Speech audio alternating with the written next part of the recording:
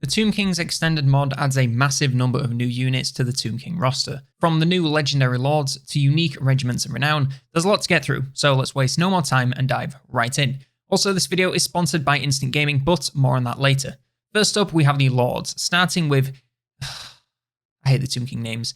Starting with King Imbrathepis. He's a strong offensive battler with high armor piercing damage and a bonus versus large. He's a pretty basic frontlines lord, so get him stuck in for easy value. For his mounts, he has a skeletal steed. This gives him much improved speed and charge bonus, but a larger hitbox. He can now get involved in the backlines a lot easier and battle other cav. Just be cautious of getting surrounded. The skeleton chariot provides less speed and melee stats, but more charge bonus and some more weapon strength. He's much worse in sustained melee, but much better at charging, so it all really depends what you prefer. And the Cavalry War Sphinx. This is slower again, but is now a huge monster with great area damage and respectable tankiness. The only real downside is a large hitbox, so avoid ranged focus or getting totally surrounded. Next up we have King Nehekhara.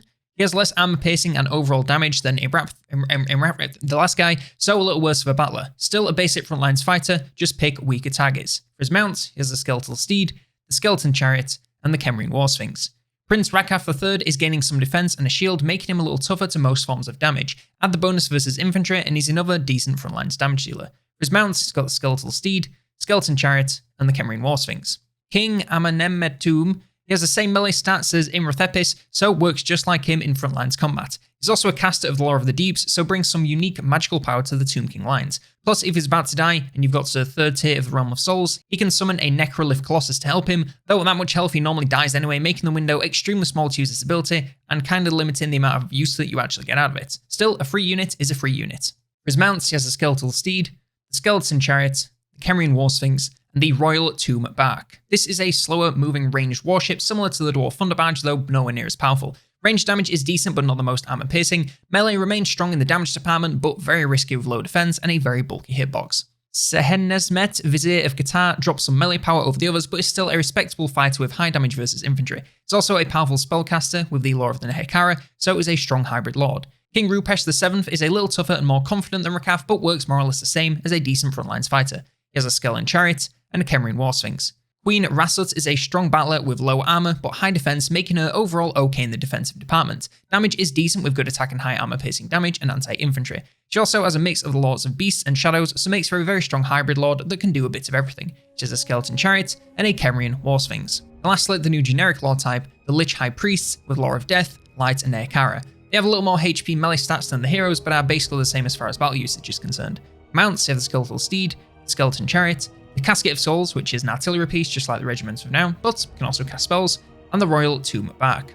The heroes, who have the Herald Nakath. He's essentially a stronger Tomb Prince with a bonus versus infantry instead of large, decent battler but not going to win you any battles alone. He has a skeleton chariot. And we have Prince Apophis. He's an ethereal unit, so no armor and low defense, but plenty of resistance, so is okay as long as there's no magical damage involved.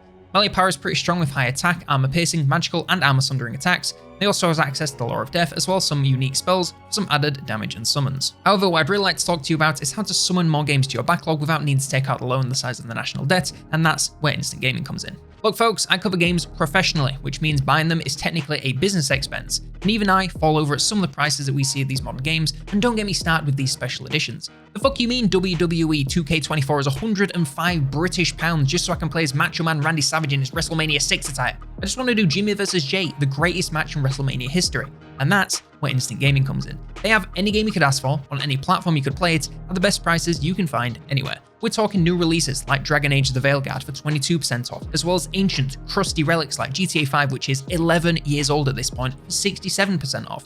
Old age is coming for us all, and you can't stop it. Now listen, I could go on, but the bottom line is, if you want to buy a game, you should be using Instant Gaming to make sure you're getting the best deal possible. And I know what you're thinking, they look like another sketchy key seller who's going to steal your PayPal or going to use it to buy a lifetime supply of garlic bread. Well, there are 700,000 people who'd like to talk to you about just how likely that is to happen. Not very. So to summarize, almost any game you could ask for, on almost any console or platform you could play it on, cheaper prices than you can find anywhere else, 24/7 customer service that will help you in the unlikely event that you have any other kind of problem, the chance to win more games in monthly giveaways, and it all supports your favorite strategy game in YouTube with the first name Colonel and last name that begins with a D. It's just a slam dunk, so use the link below to get yourself some cheap games, and thanks to Instant Gaming for sponsoring the video. Next up, Melee Infantry. First, we have the Dual Axis Skeleton Warriors. These are a more aggressive Skeleton Warriors variant with more attack and damage but less defense, making them into early game glass cannons. Still, no real answer for armor, so I'm more there to shred chaff than anything else. Skeleton slave labourers are pure quantity over quality, with a huge entity count and total HP, but pitiful stats across the board. Very low melee stats and damage make them into a very dry meat shield that's not going to accomplish anything by itself. The dual cutlass Corsair Legion drop one of each of the melee stats from dual axe warriors, but gain more armor, leadership, and a bonus versus infantry. They still want to do the same chaff shredding job and are still very easy to take down. The sword and shield Nehekhara warriors drop some attack and damage to gain shield and increased defense. This makes them into much more of a line holder than a non-armor piercing damage dealer. Halberds Nehekhara warriors gain even more defense alongside some armor piercing anti-large damage to be the ultimate line holder and large target assassins at this stage of the Tomb King game. The Great Weapons Tomb Guard drop some defense and shields to gain anti-infantry armor piercing damage and some attack. Obviously this makes them more damage focused at the cost of taking a lot more hits from all kinds of damage. Ancient Tomb Mummies drop defense from the Great Weapons, but everything else goes up, giving them a ton of damage as well as armor, so they'll still take some hits before they go down. As long as they're not against too many ranged threats, they should be a great endgame frontline. And the Breaching Axe Tomb Corsairs. These are a little slower than mummies as well as losing some armor and damage. They do however come with Frenzy and Deathblow and the Breacher traits, which essentially means they disrupt enemy lines with their attacks. They won't carry out battles, but they will be a welcome sight in almost any army to soften up hostile defense. Coming over to the ranged infantry, we have the Javelin Skeleton Spearmen. These drop a couple of points from each stat from these Skeleton Spearmen, but are of course gaining some missile damage. The ammo is very limited alongside the range and damage. They'll do okay at softening up something before they're headed into melee, but you have to weigh up if that damage is worth what they lose from the drop in melee stats. Dragon Staves Dragon Men, coming from the archers, they drop about a third of the range and gain a ton more damage, with lots of it being armor piercing. They also gain a lot more melee prowess, but of course you want to keep them at a range as much as possible to make the most of that damage. They may be a little tricky with the straight firing arc and shorter range, but if they can get an angle or find a large target to focus, they should rake in the value. Nehekhara archers gain some more range and damage from the regular archers alongside some mild melee buffs, but will perform more or less the same if only the tiniest bit better. Use them the exact same from the backline to focus firing those less armored targets for maximum value. Tomb Guard archers are a similar story with improvements across the board, but can still be used essentially the same.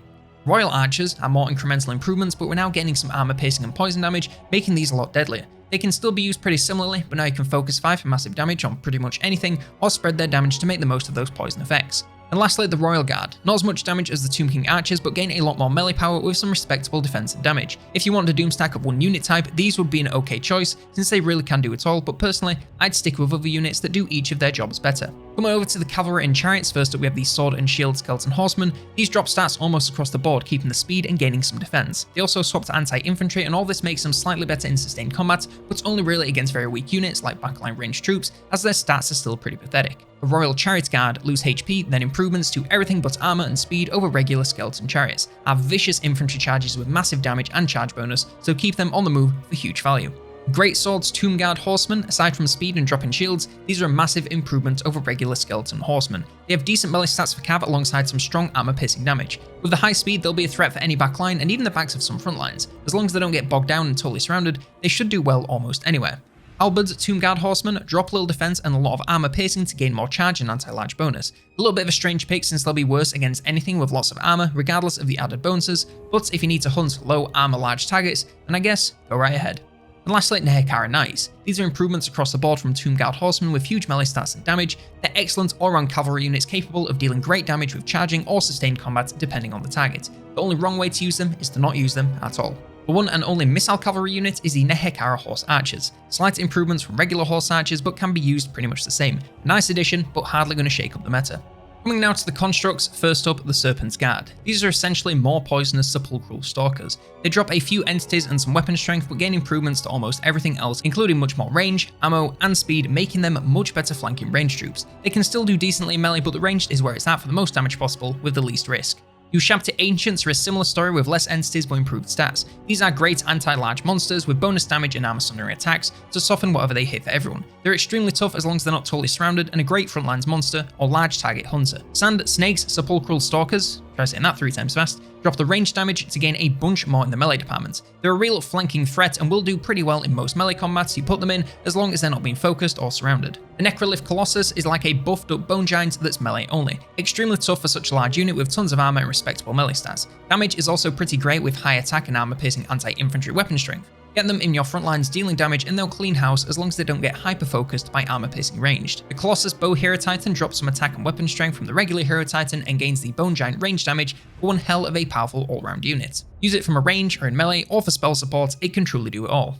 And the Khemric Titan. This thing makes the War Sphinx look small. It is a colossal construct with a huge HP bar and damage stat. Melee stats are decent and it'll do some great damage on the front lines. Add on its large number of bound spells and abilities and it's a real terror to anything that gets close. Just keep an eye out for armor piercing ranged focus as they'll struggle to miss this thing. Next up, monsters and beasts. First up, the Tomb Swarm. These are a very early game monster unit with high speed and decent non-armor piercing damage but low melee stats. They are great versus early ranged troops, but anything else and they'll fall apart pretty quick. The Bestetti are a nice upgrade to a kind of Warhound unit with decent melee stats and blistering speed. Great versus most ranged troops as long as they can fight back, and of course the best thing for wiping out retreating units. Uzirian's Kepra Swarm are similar to the Tomb Swarm but can fly and see some stat improvements across the board. They still want to do more or less the same job of backlines blitz attacks to take them down as quickly as possible before anything with actual stats arrives. The Great Bestetti is what it says in the tin, a big, singular Bestetti. Has very strong attack and damage but low defense, making it a great choice for sending against enemy casters and other lords and heroes that can't fight back so much. The low defense means it'll struggle in a fair fight, so pick its battles and give it every edge you can.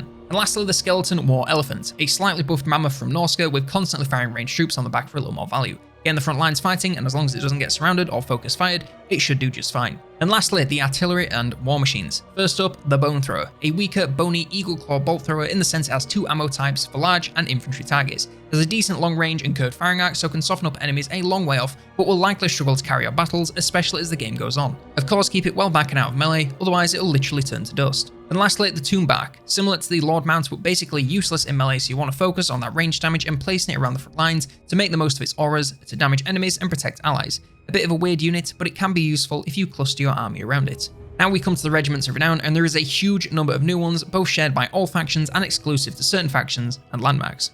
First up, the ones that are shared by all factions. Uzirian's Deathbringer Legion, Quaff's Deathspitter Guard, Rakanhopter's Lizard Riders, which are Cold One Spear Riders from the Lizardmen, Golden Mask of Maharak, the Lions of the Sand, and Shepesh's Netherworld Reaper. They actually transform into a regular, slightly buffed Necrosphinx whenever they want, so use this faster flying form to get where you want them before getting them into combat a lot easier. The Khemri specific units, we have the Hawk Legion of Cetra, the Xandri's Black Shields, the Hero Scorpion of Khemri. This is the closest in size and stats to the Khemric Titan, but somehow even tankier with some extra ranged power and a small buff to melee. Use that massive attack and bound spells and abilities to take on entire units of infantry. Just be cautious of too much focus as it is a truly huge target. Monotep's Curse, the Endless Vow, Ulap's Chosen, and the Sea Vultures. The Exiles of Nehek, we have the Cultists of Jaff, Petra, and Asaph. All of these three units are the same base unit, with some limited ammo, short-range, flamethrower type attacks that deal high non-armor piercing damage. Jaff has Soul Blight and Soul Stealer bound spells, Petra has Burning Alignment and the Refuse to Die abilities, and Asaph has Regeneration and Vigor Mortis. Acolytes of Jaff, Petra, and Asaph just gain mounts, speed, and leadership, but otherwise work just the same. The Maharak Guard, and the Bright Shields. For the Court of Libaras, we have the Legion of the Asp, and the Legion of the Crested Serpents. For the followers of Nagash, we have the Nagashizar Guard, the Sepulchrex, the Glowing Ghouls, the Corrupted Legion, the Defiled Chosen, and the Green Skulls.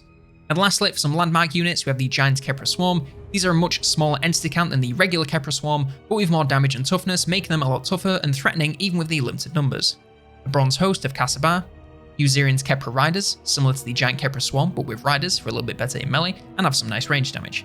The Corsair Legion, the Tomb Corsairs, the Vulture Legion, which have very weak ranged infantry with flaming attacks. This makes them decent versus regeneration and other undead, but aside from that, they're a little bit niche with such low stats. Skeleton Kulkan Riders have less armor than horsemen but gain improvements across the board, including one of the highest speed stats in the game outside of flyers.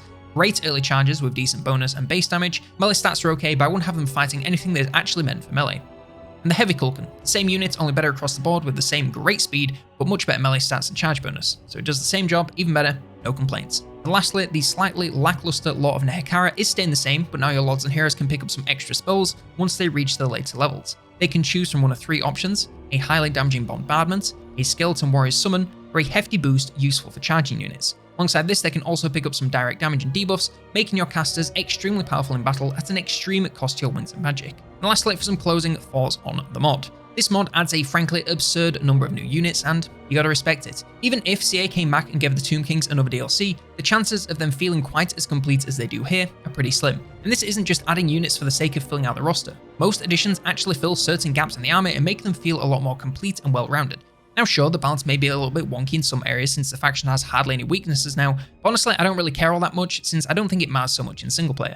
The mod also recommends harder difficulties as a baseline, plus you have to take into account how challenging their late game campaign can be with all the pyramids and stuff, plus their unit limits, so in reality, you might get one OP all-round army per 3 provinces owned, so it about balances out. I like the idea of faction-specific regiments of renown, especially for a faction like the Tomb Kings, where each of their lords really does have their own set of beliefs and playstyles. Combined with their new choice of stats and a more differentiated playstyles in campaign, and all 4 of the existing lords have a lot more replay value than they did otherwise. Is there some padding with the regiments of renown, many of which are from the same units? Maybe. A little bit. But since they're all for different factions, it doesn't really matter, as you'll rarely see them right next to each other. Overall, I'm a huge fan of both the campaign and battle side of this mod, and I think any undead fan should give them a go, as they really do feel like the bony lords of the desert once more. Just give the makers a little bit of time to sort out the incompatibility with 5.3, and you should be golden. Anyway, that's all I have for the battle side of the Tomb Kings extended mod. Let me know what you think of the new units in the comments below, as well as any mods you'd like me to take a look at. Like, subscribe, become a member to see yourself in the credits, don't forget to check out Instant Gaming, and if you want more Warhammer 3 mod videos, then why not check out this one, all about the campaign side of the Tomb Kings extended.